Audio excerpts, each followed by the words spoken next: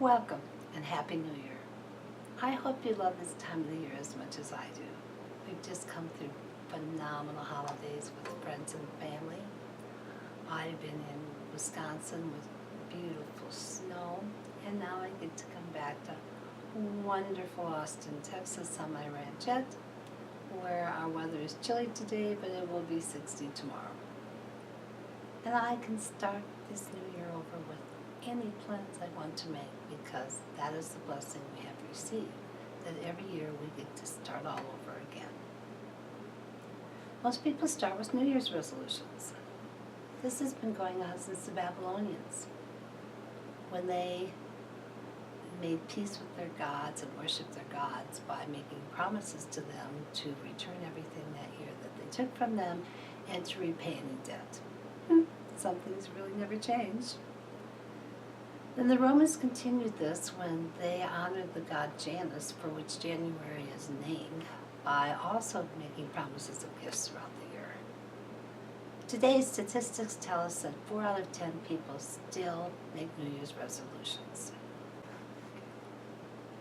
The University of Scranton tells us if we took 10 of those 4 out of 10 people who said they make resolutions and asked them how they were doing, in 30 days, 6 of the 10 who made resolutions would say, "What resolutions?" In 60 days, 2 more would say, "What resolutions?" And by the end of 6 months, only 1 person would actually be pursuing those resolutions. Ironically, company goals are exactly the same. It's going to take we are looking at 1 in 30 people who actually achieve their goals, and 1 in 30 companies who actually achieve their goals. So how can we be one of those 30? How can we improve our chances? Well, Dr. Gail Matthews, a psychology professor at Dominican University in California, says that you are 42% more likely to achieve your goals if you do one simple thing: write them down. As a matter of fact, Matthews recruited 267 participants to participate in a survey. Her objective was to study the impact of 3 areas on work achievement of goals. One was the impact of writing something down. Secondly was the impact of not only writing it down, but also committing to it with written action items that are actionable. And third, by sharing this information with somebody else. She had a variety of ages, 23 to 72, and she had a variety of backgrounds. Their goals, therefore, were also very different. Things from improving organization in the organization, to making more money, to learning more, to reducing work anxiety, a variety of things. They didn't need to make them specific, so 2 specifics would be: 1 person wanted to finish a chapter in a book by the end of the year. Go figure, that's been on my resolution list or goal list for years now. And second is somebody wanted to list and sell a home. So there was a variety of things on the list. So what she did was break them into 5 groups. Group 1 was asked to simply mentally think about what their goals were for 2019, then give some thought to that, and actually put an hour or 2 into thinking about how difficult is it going to be, what would you need to do, rank the difficulties of each thing you need to do, have you done them before, do you have any experience, things like that. Then she had group 2 actually write down their basic goals, and then do what group 1 did. Think about each one of those goals, how difficult it would be, blah, blah, blah. Group 3 wrote down their goals and then wrote actionable or committed to actionable items that they wrote down after those goals that would allow them to get each goal done. Group 4 wrote the goals, thought about or did the actionable commitments, and then they shared their commitments with a friend. And group 5 did all of this, but then they gave a written report to the friend each week. So how did this come out? As you might suspect, well, actually only 149 of the 267 people actually completed the study. And they were asked to rate their progress and the degree to which they felt they achieved their goals at the end. Of group 1, 43% stated they achieved their goals. No surprise. Group 2 and group 3, unfortunately, they didn't give me statistics for.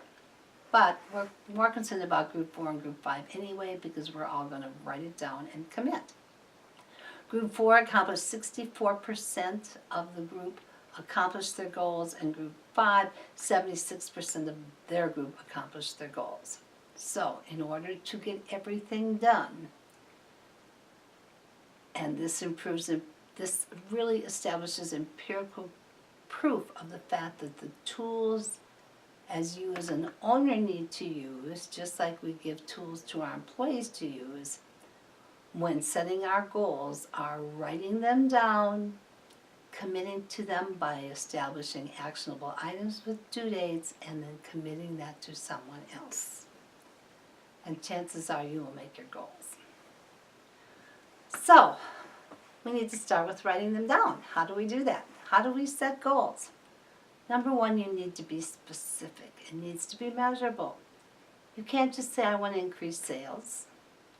I oftentimes get to offices where owners have put in a measurable amount of time into typing out their vision and their structure and what they visualize for the company, and I actually give it back to them and say, this is, unfortunately, I don't want to break your heart, but there's nothing we can do here. There's not an actionable item on the entire thing.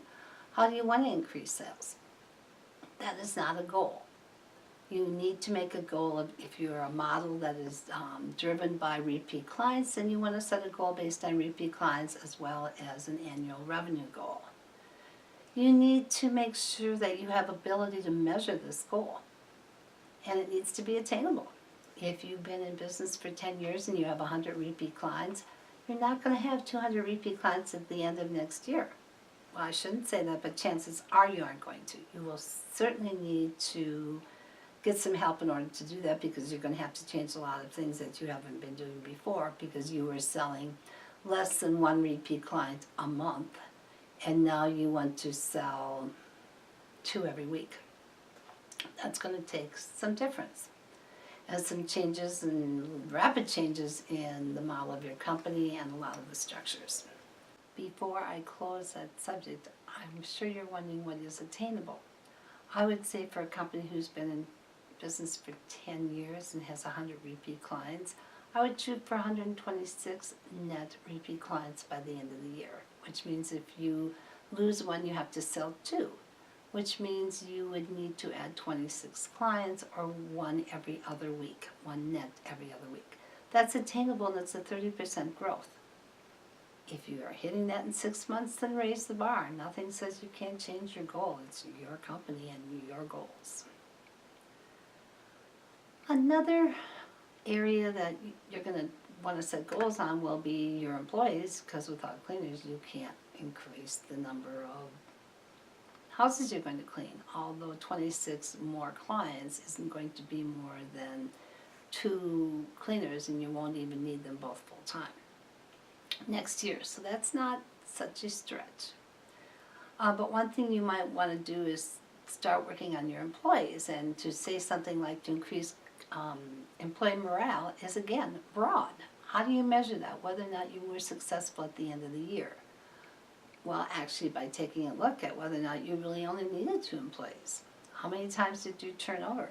So a more definable goal would be something like reduce turnover from full-time cleaners to less than 75%, depending upon what you're doing now.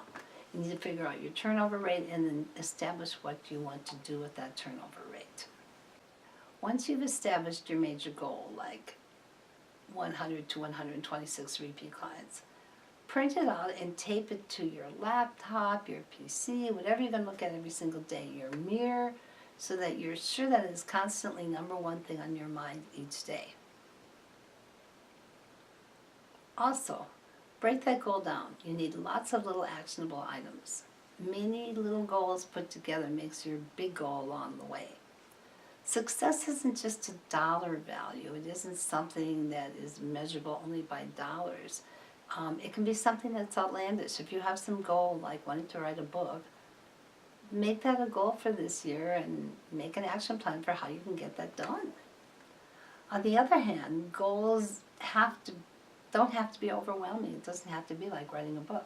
Little things put together, many small goals attained, can make a huge difference in the impact on your major goal. For example, if you are never checking your vacuum cleaners and you're only going out there and fixing them when they're broken, you're spending a lot of time and money on downtime while the cleaners wait for you to bring them another vacuum cleaner. Establish a goal, which is of course a habit, of checking the vacuum cleaners every other week. Ideally, you should be doing it weekly, which is what we did. Well, bring them in on some kind of a schedule and set it up routinely. Should the cleaners be doing that? Yes. If you've been in business for 10 years and you're still running vacuum cleaners, it's not going to happen. We proactively checked them because I had bigger fish to fry with my cleaners. If that is a problem, fix the problem. No matter how you need to fix it, make that a goal. Because imagine not having that downtime and how much that would help impact your net bottom line, and that's what it's all about. Sometimes little habits are goals, but certainly those little habits lead up to your goals, which is why I've been doing videos on the 12 habits that I believe you can change in your company or add in your company that will bring you to your company's goal in 2019. So why are some people so unsuccessful when it comes to fundamentally writing goals and setting goals? Why do they have so many difficulties setting the right goals? Right business goals have to follow three goal-setting rules. Number one is they need to be relevant. They can't be pointless. If your model and what you're trying to do is add 26 repeat clients to your client base, and you set a goal of handing out 100 business cards a month to 100 different people, it's kind of pointless, because we all know at the heart of drawing a repeat client is establishing some type of a relationship. And the way you establish a relationship with a client is by them seeing your name 17 times, the same person, not 100 different people. So setting that goal is pointless and reaching your goal. It has to be something that's relevant. Be a solid and viable business goal. It has to be relevant in some way. If it's a business goal, it has to in some way bring profit to your company. It has to be profitable in some way.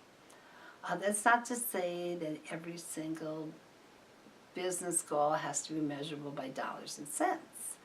Cleaning for a reason. If you clean a client's home for free because they're a cancer patient and it makes the morale of your company go up, and you can measurably detect that the more people you clean, the less turnover you have, that's a very measurable goal. And it is a great thing to do, and it has nothing to do with bringing money to your company. In some ways it does, because it keeps your cleaners there. So a goal doesn't have to bring you dollars and cents, but it does have to bring a clear advantage or benefit to your company in some ways. It isn't so black and white as if it doesn't make money, it doesn't make sense, because not everything that brings you benefits necessarily brings you dollars. Number two, business goals need to be actionable. They can't be vague or abstract. They need something like, we want to improve our customer service. Way too abstract. It sounds nice, but how in the world are you going to measure it, and how in the world are you going to implement it? Something like we're going to call our clients, our repeat clients every 6 months, and make sure that they're happy with their service, happy with our admin service. That's tangible, something that you can measure. Or something like we're going to implement quality driven by March 31st of this year, and we're going to make sure that by the end of the year we have a 45% response from our current client base. That's very measurable, it's very tangible. It's actionable. Goals without actions are simply dreams. And dreams don't bring you your goals. Number 3, a goal has to have achievable stretch. Its purpose is to move your business forward, yes, but also to motivate you. You have to be careful where you position the bar. If you position it too high, you won't achieve it ever, and your motivation will stop. You won't feel motivation, you'll feel failure and disappointment, and you'll give up trying. If the bar is too low, and all you have to do is step over it, you might not even begin trying because it doesn't motivate you. The reward at the end isn't high enough or tangible enough that it's even worth giving it a try. So a goal has to be a stretch that's worth our doing. There's side benefits to goals. Studies of the highest achieving men and women show that they are automatically achieving men and women because they are consistently setting goals. They're clear, they're concise, they have start dates, end dates, achievable, measurable objectives. So they, by default, are automatically goal-oriented individuals. They are also futuristic because goals are normally in the future. You make the plan today, but you don't really achieve it until 12 months from now. And over time, you achieve the rewards and the benefits of your hard work, but it's not overnight. But you know down the road, it'll be like it was overnight. They are future-oriented because goals are future-oriented. Once they've taken the time and effort to write their goals, they really want to achieve them. They're very committed people. They're motivated. They're activated and successful-oriented people because they are driven by something, by wanting to achieve their goals, which are clearly written down. People who do not have written down goals, who do not have anything that they're achieving for, find themselves directionless. They're basically dependent upon their luck, whether that be good luck or bad luck, and that's what they blame it on to. Is good luck? Well, they blame it on the bad luck. If it's good luck, they might take the credit for it. I truly want 2019 to be the best year of your business, and hopefully your life. They say the economy is going to be strong this year. Yes, the market might drop, but other things given, the economy is going to stay strong. People will need their homes cleaned. Be sure you get your piece of that pie, and to be sure you do. You cannot wait until the middle of this year when you only have 6 more months left to get a piece of your pie. Start today. Write down specific goals for your company. Then break those goals down into actual items that support reaching those goals. And find a New Year's goal partner that is committed to making their goals as you are to yours. And meet with them a minimum of once a month. Once a week would be better. And send each other the reports. Exchange emails. It's such an easy world in which to live.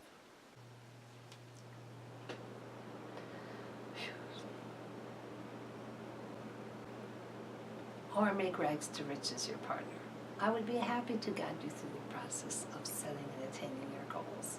As a matter of fact, it's the number one thing I do when I do an on-site visit. You sit down and establish how many repeat clients you want to have by the end of 2019. Then we set out to put in place what we need to put in place to attain those goals in the 4 key areas of cleaning process, employees, finances, and marketing. We utilize a ranking sheet that has 82 items on it. We rank those in order to determine what needs to be done and set due dates for each item. Give me a call, 512-964-9750, or visit my site at www.cleaningmadeeasyapp.com. No matter how you get there, it is my wish for you for 2019 that you live in your dreams and not let your dreams live in you. you realize you can get whatever you want in life by realizing that it is your actions that bring your dreams to life. Happy New Year.